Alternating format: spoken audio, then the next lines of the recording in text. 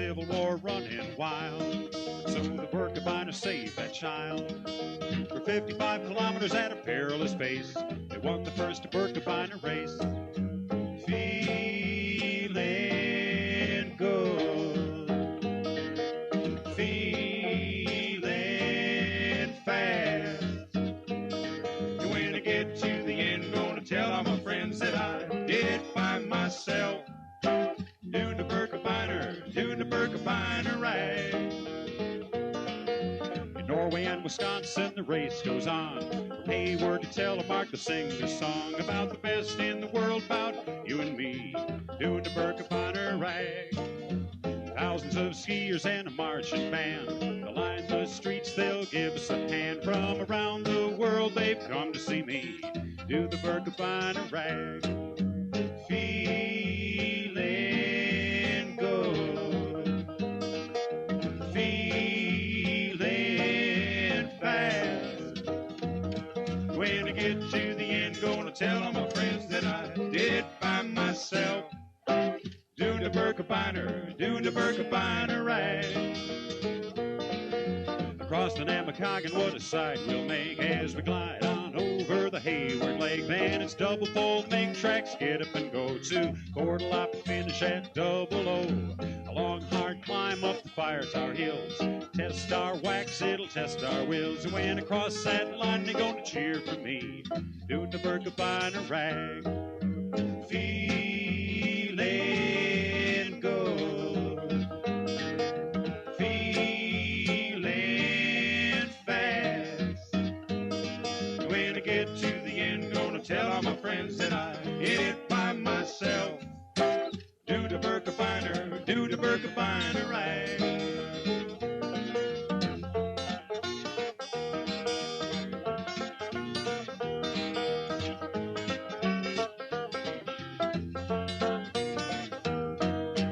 Feeling good, feeling fast.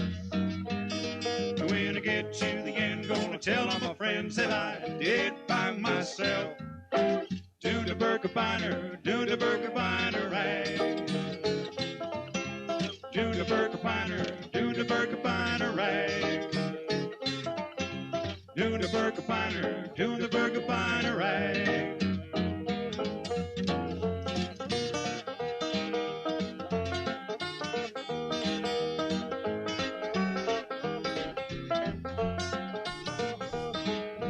This is 88.9 FM, WOJB Reserve from Le Coudray. Yep, we're on the web, WOJB.org, and broadcasting from Koobie's Coffee at the corner of County Highways B and K.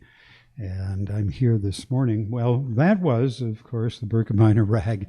And I thought I would take the liberty of playing the first BIrkebeiner song, which launched a genre. We've got another one that came into the radio station yesterday, which you'll be hearing yet this week. There might be a couple dozen of them. And one of the first skiers to ski the American BIrkebeiner is with me this morning, Ernie St. Germaine. Ernie, welcome.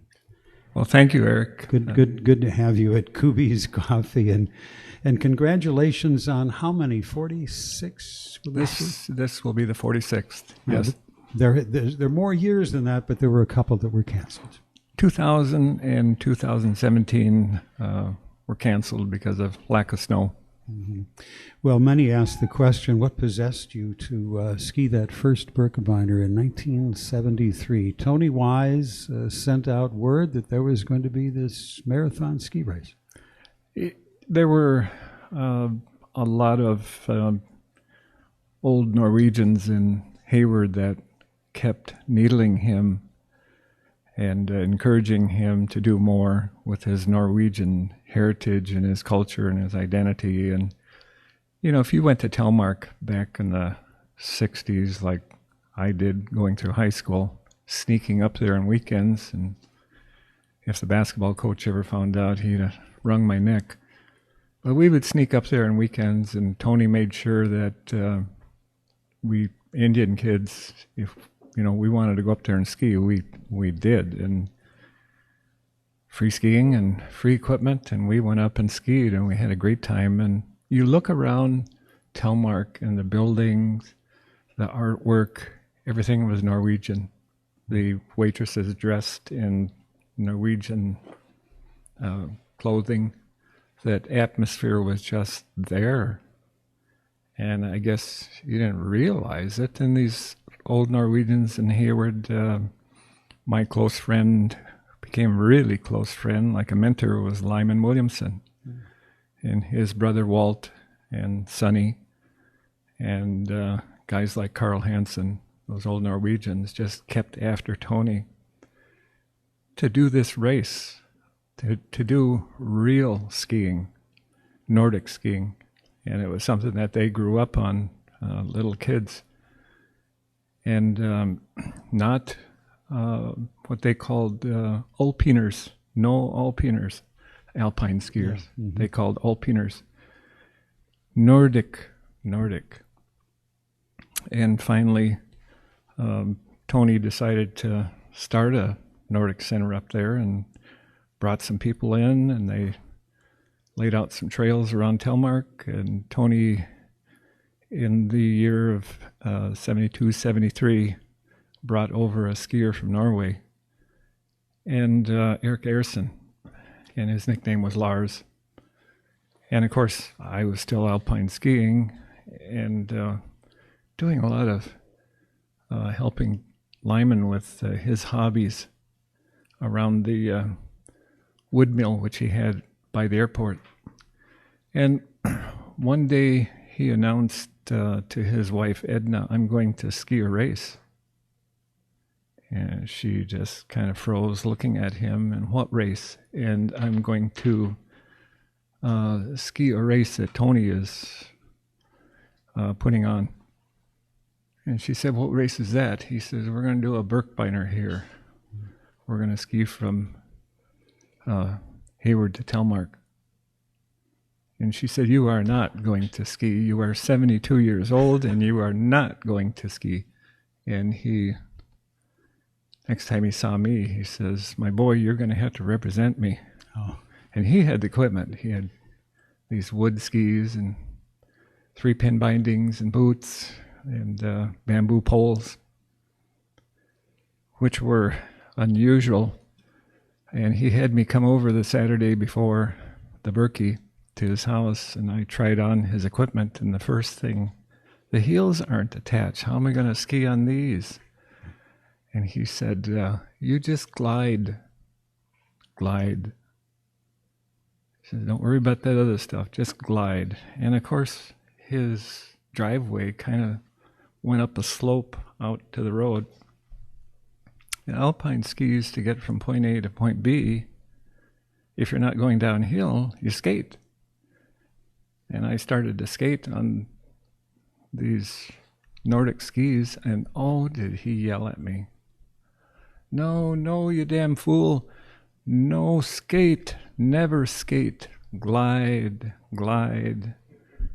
And I kind of floundered up that hill and turned around and skied down in front of him, and I said nothing to it. Of course, I had been downhill skiing for some time, and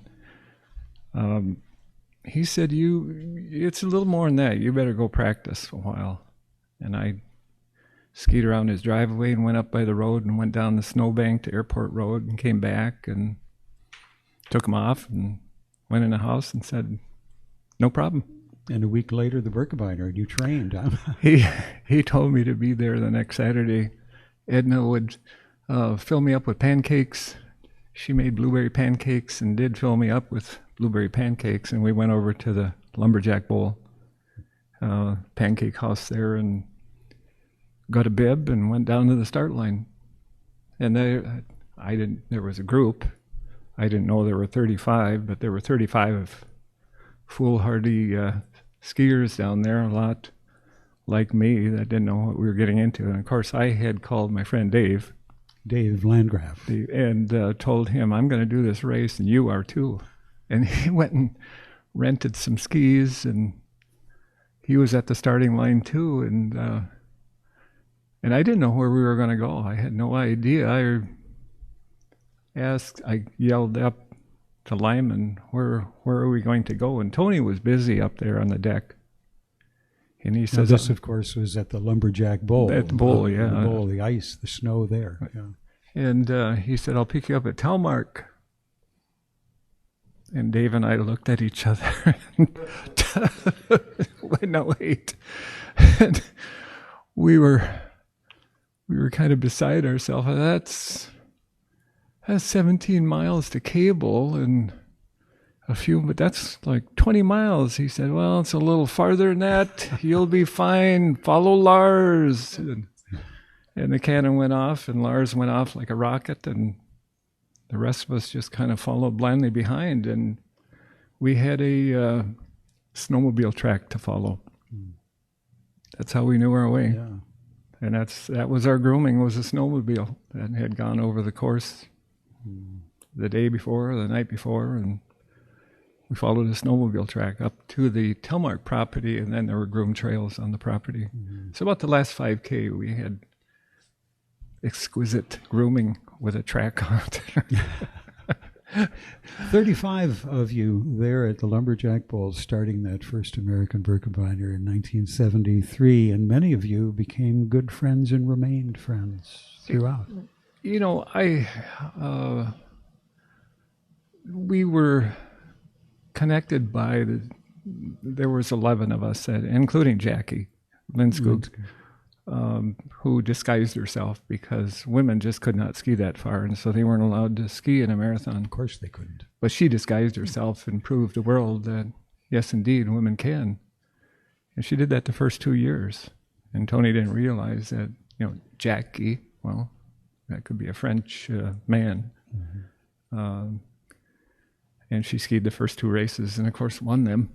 She was the only female that did it. And after that, they realized, hey, women can. And so they opened it up to women after that. And but she skied those first 2 races and broke trail for all of the women who ski it to this day. So and of course, your husband Wayne also skied that. Yes, her husband Wayne also. And, well, there were 11 of us that skied the first 10 races without fail. And Tony decided that we were founders, which was, a title. It didn't really, to me, it didn't mean I was a founder. Tony was the true founder. And I always believed that and always said that. I'm not a founder. Tony's a founder. But he called us founders, and the next year there we had a bib that said founders on it. And it was red. It was different from all the others, and it identified us, and it was a very proud thing to wear. And after that, you just couldn't say no. You had a founder's bib. You had to ski. Yeah. I didn't have the luxury of, feeling kind of, I don't know if I'll ski this year or not. We didn't have that luxury. Jackie Lindskog would share that she felt sometimes merely an obligation. Yes. Not an enthusiasm. Yes. An obligation. But she did anyway. People stopped asking, are you going to do it this year? And just assume, well, you're back. Back we came.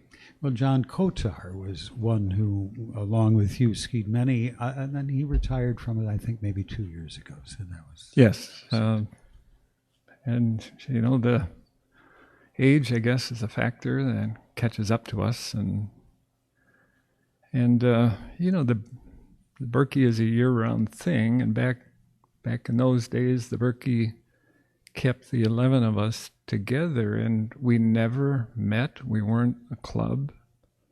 The 11 of us, I think, had personalities that we weren't joiners.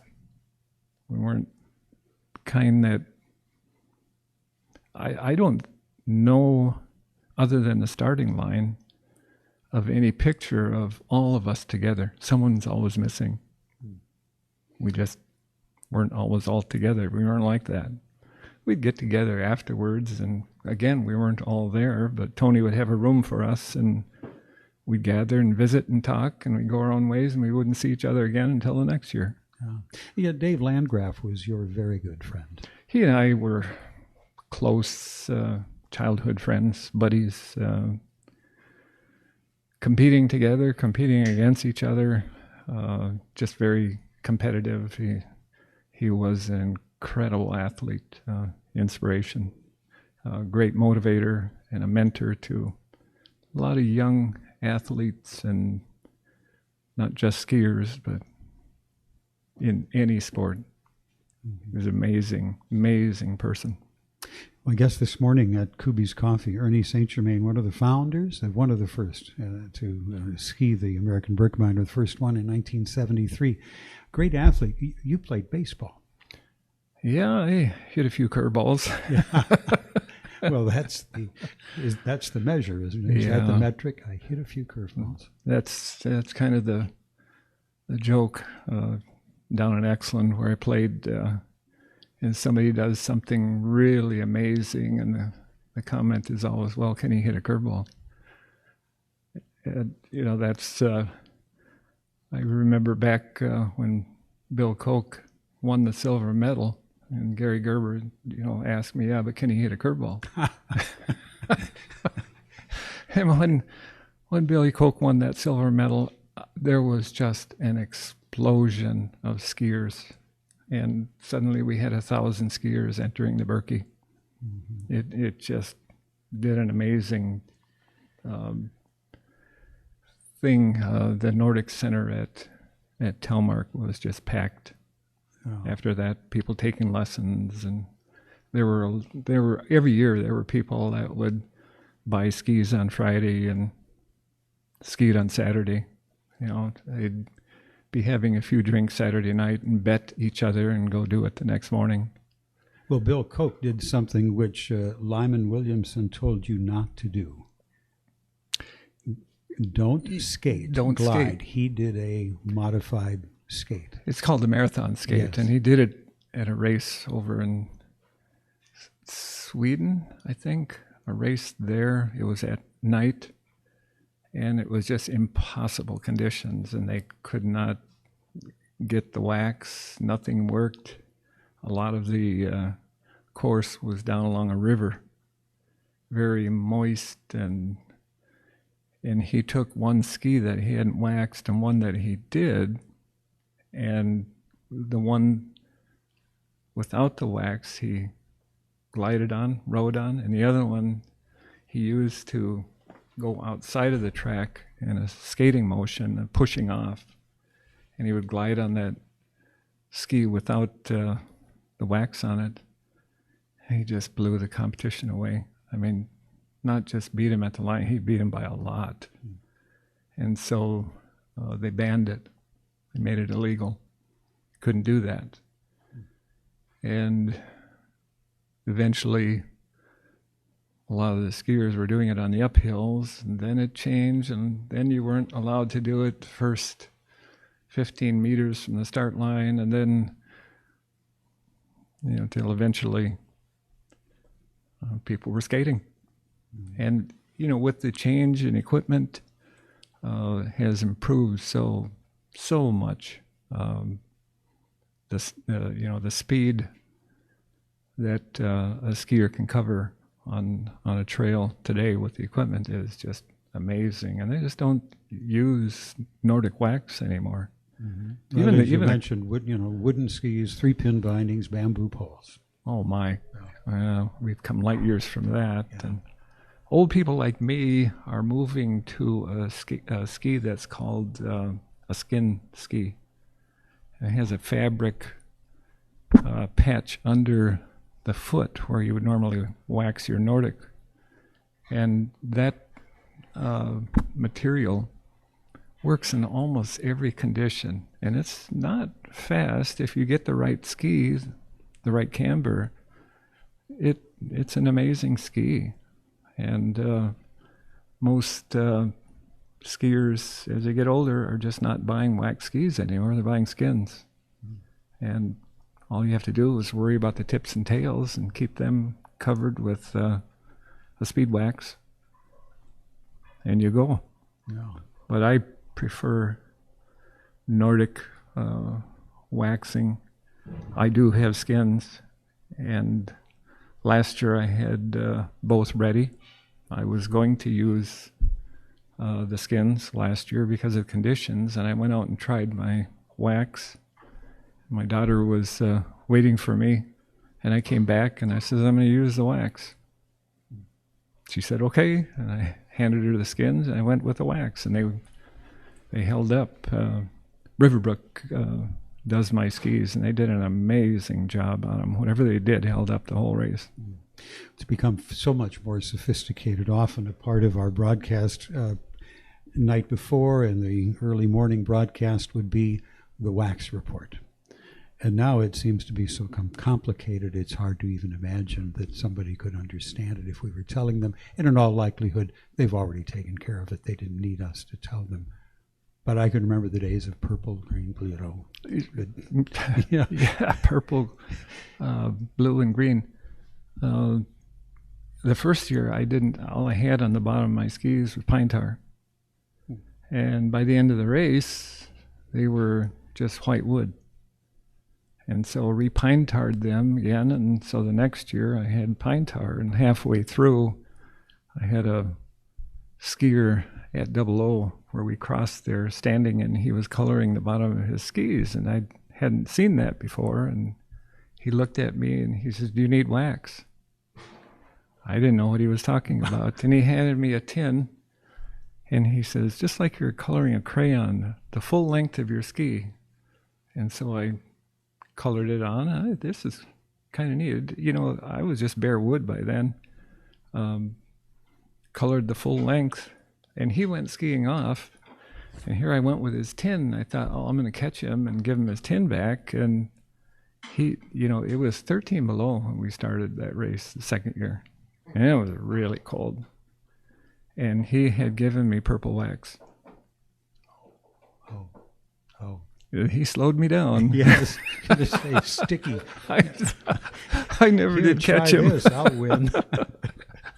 You know, the good part the second year was there was a logger up by Sealy that had a project, a job north of Double O, and he went down that logging road and bulldozed the road for, probably a good half mile, thinking, well, I'll help these guys.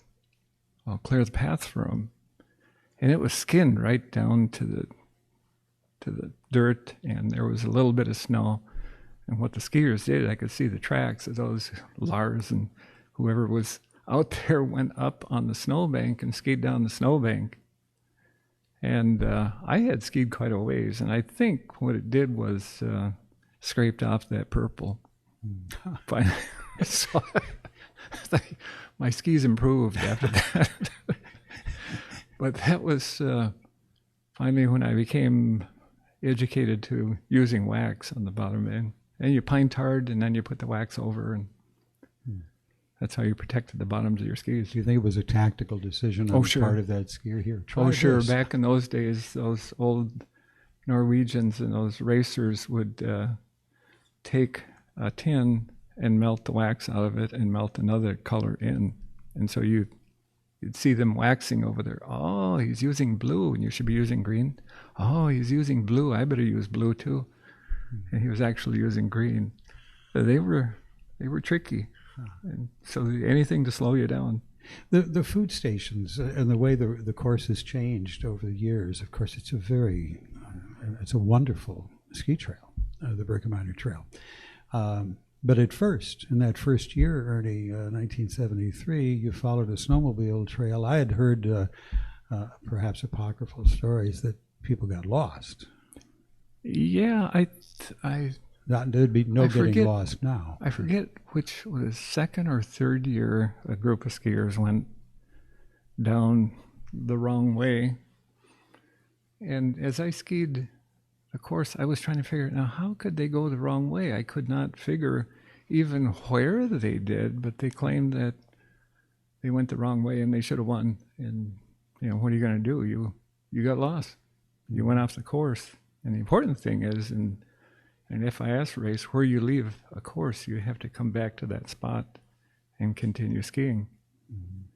And I don't know what they did. It was a top skier from Green Bay, I think, that got lost, skied a couple Ks farther. And, you know, that first year, I don't remember there being any ribbons in the trees. They said there were ribbons.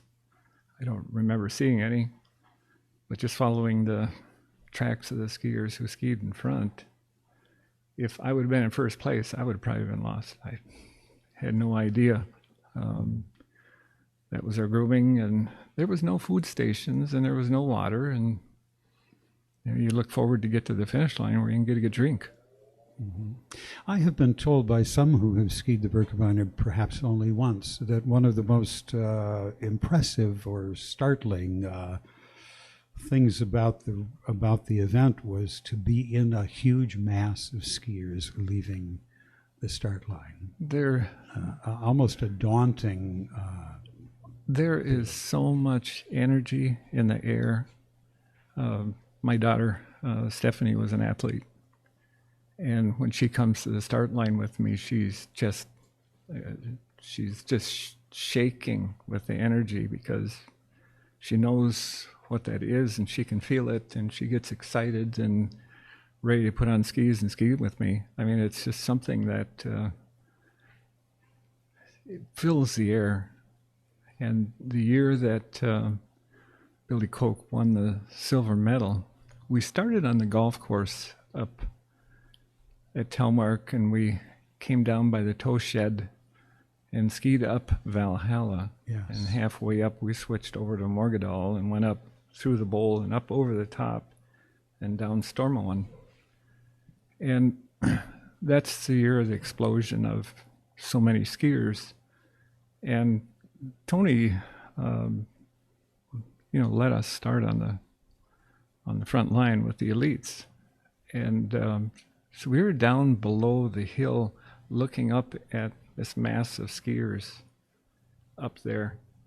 And there was a helicopter going to take a picture of them. And so they did a pole salute. And I saw that picture. I wish I could see it again sometime, of all those 1,000 poles sticking up in the air and looked like a porcupine.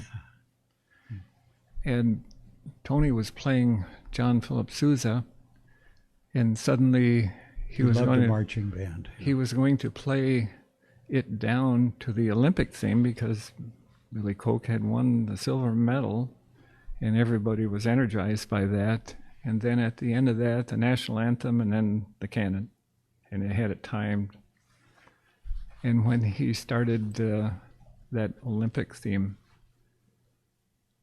that mass of skiers up behind on the hill started screaming and jumping up and down, and that mass of skiers was just roaring.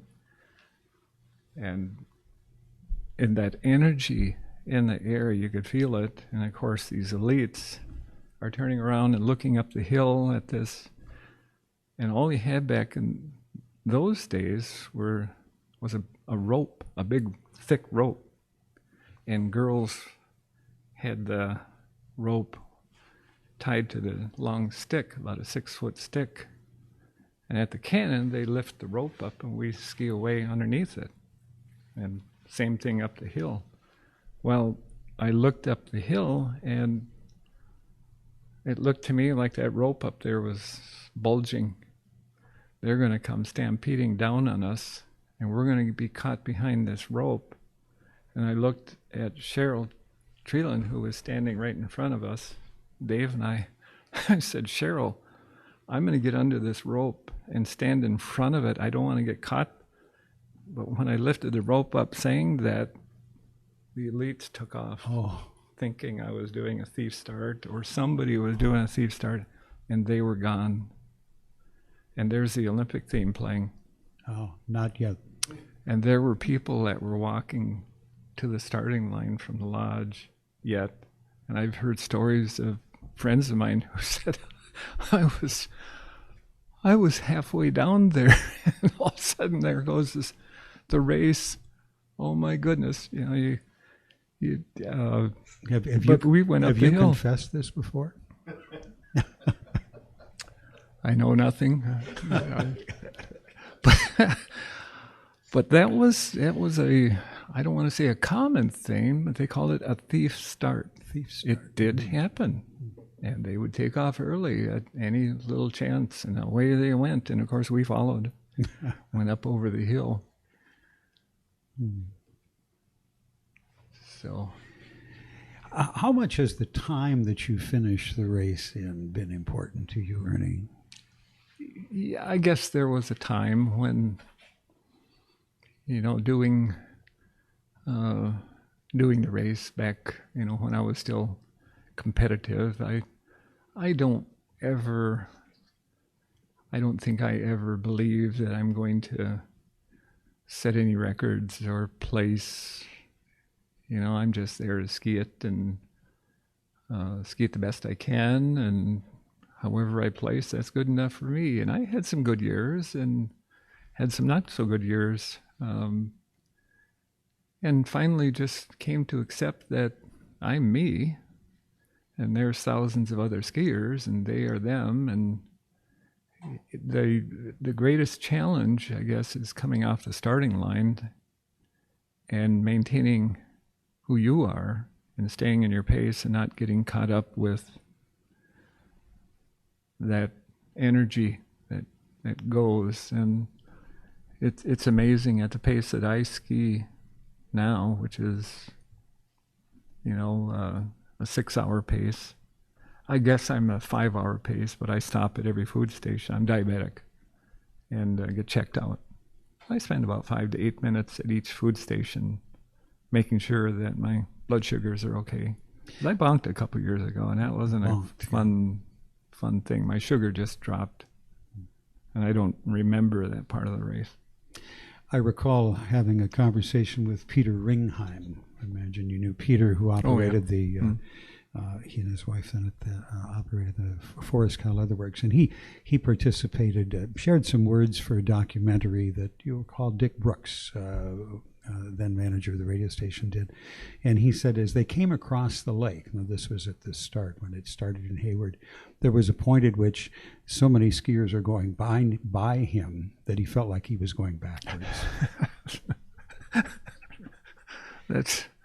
That's true. And the good thing is that he found his pace and stuck with it. And later in the race, you ski by skiers that blew it early.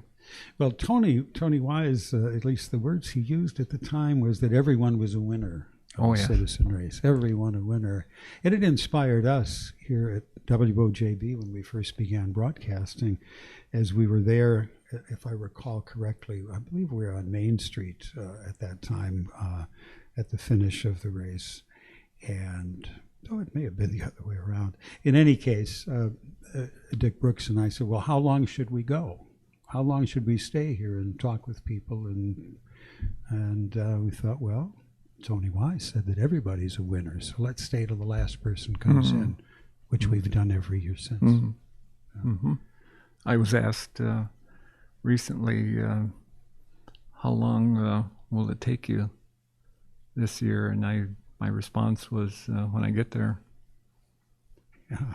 There have been so many changes. You may know that I worked at Telemark back in 1980 or 81, and the sales staff at Telemark were the timing people. That's who did the timing. Everybody had an assignment. And of course, after Tony lost both Telemark and the BIrkebeiner, the Lumberjack World Championships, to bankruptcy action, of course it became owned by the nonprofit American BIrkebeiner Ski Foundation, and it is a big organization now. How has that changed? What does that mean to the person on the trail? Anything at all? Is it still snow? There was a mastermind, I guess, that just his personality, you couldn't say no to him, and they would just come out of the woodwork to help. And now there's an organization that has taken on that, I guess, that spirit and that head, to make this dream. And people come from a long ways away, from places to volunteer. and to be there and to man chairs and hand out bibs and help with the races on Main Street and give little kids medals and take pictures of the big smiles. And during the race, there are these food stations. And I am just always so humbled when I get to a food station and there's all these people that are handing you food and refreshments and water and just wanting to help you. And that's a feeling that's just unmatched. Just a complete stranger that's holding out their hand to help you. And that's a spirit that we need to expand, not just in a BIrkebeiner, but in this entire community, in this entire state, in this entire country. If we could get that spirit to grow, love for each other, for mankind, it would be an amazing thing. This week, BIrkebeiner Week, the International Bridge over Highway 63. At one time, of course, there was a little bridge up at Telemark, just a little bridge, and Tony referred to that as the International Bridge, and now it is dwarfed by the one on Main Street. We had a lot of other names for that bridge because it was steep going up and it was steep coming down. And all it was a bridge to go over the walkway that went down to the old chalet. Mm-hmm. And people would walk across the track there. And of course, when we were skiing up to the Coliseum, people would be walking across and just making a quagmire of that. So Tony got the idea to build a bridge over that walkway. Mm-hmm. And it was steep going up and steep coming down. And I tell you, I think there were a lot of new words that were invented by skiers when they had to do that last hill. There's good memories there. All I can say is I never fell. And people get psyched out by a little hump like that, and they get psyched out by this little bridge in Hayward, and there are much larger hills out on a course that are more technical, but for some reason that psychological thing of skiing up over cars and down that slope just shatters a lot of people. Jackie hated those bridges. Oh. I think she invented most of the new words. What's the most favorite part for you of the? Now, at one time, of course, the race. Let's see, it started at Telemark, then it reversed direction for a couple of years. It started in Hayward for 3 years and went up to Telemark, and then it turned around and came back, and then it went back and forth. And in the fashion, Tony kind of thought that he would do it like the Norwegian BIrkebeiner. They switch back and forth every year. One year they go from Rena to Lillehammer, and the next year they go from Lillehammer to Rena, and they switch back and forth every year. And classic technique. And you carry a backpack. The weight of 12 pounds. Prince Haakon. Yes. Shared. 12 pounds is half of the weight of the prince. And there were 2 warriors that carried him. And so they have this 12-pound pack. And that's a requirement in the Norwegian. And he thought about doing that, and everybody talked him out of it, I think. But he still had this idea of skiing back and forth. And that course is designed to ski north to south. It's laid out that way. And to ski it back really taxes you. And, to be able to do it that direction is tough. And a lot of the downhills just were not designed to ski downhill. There were corners at the bottom that were really wicked. And there were a lot of crashes. And so he bulldozed quite a bit. He bulldozed, had Bitch Hill bulldozed and tamed down. And a lot of those really treacherous hills were smoothed out and the corners rounded. And the sissy skiers ski that course now, the skaters. I call them sissy skiers, because that's what Lyman would have called them. Alpiners. Yeah, no skate, never skate. And if I ever think of skating, I can hear his voice. I've skied. This will be my 48th Birkie Classic technique. 48th Classic. A final thought, and I think we have a minute or so left. A lot of skiers, ski in the memory. They bring along something of someone else, perhaps. You do that as well, don't you? Oh, sure. Yeah. Sure. First and foremost, I think of Tony at the starting line. Thank you, Tony. I do a prayer for him. I offer tobacco before the race for people to be safe, reach their goal. Do what it takes, do the work necessary to reach your goal. And of course, I think of Lyman. I think of my grandparents along the way. I think of Wayne. And Wayne Linscoot. Oh yeah. I ski certain parts of the trail for certain people. When I'm skiing through those sections, I'm just thinking of them and memories of them, and I'm not thinking of the speed or how fast I'm going, or I'm just skiing it for them. And Dave Landgraf. Dave is always on my shoulder. Mm-hmm. Yeah, he died several years ago now, a tragic he riding was his bicycle. On a bike, training for the Birkie. Mm-hmm. Yeah. Ernie St. Germaine, thank you so much for coming down here to Koobie's, and we'll be looking for you at the start and the finish of the race, of course, with that red bib, and there's only one of them. Yeah, one left. Wasn't supposed to be that way, but that's the way it is. Yeah. Well, you can hit a curveball. I can still hit them. I surprised my daughter one day in a batting cage. Yeah. You had a brief sign-up with a major league team. We, long time ago. Long time ago. Was it the Cubs? Twins. The Twins. Well, it's sort of a worthy team. Ernie St. Germaine, skiing the Birkebeiner. 1973, the first one. 46 this year. 2 missing because they were canceled that year. We trained for those that year. You remember. They're ready. I'm Eric Schubring. This is WOJB Reserve, broadcasting from Lacoudray. And, of course, we'll be at the start of the Birkebeiner and look forward to speaking with Ernie. And if you are skiing the Birkebeiner, look for us. We'll be there with a microphone. And I think I'll be wearing a Stormy Cromer with a WOJB logo on it, and look forward to talking with folks at start and finish of the Birkebeiner. This is WOJB Reserve.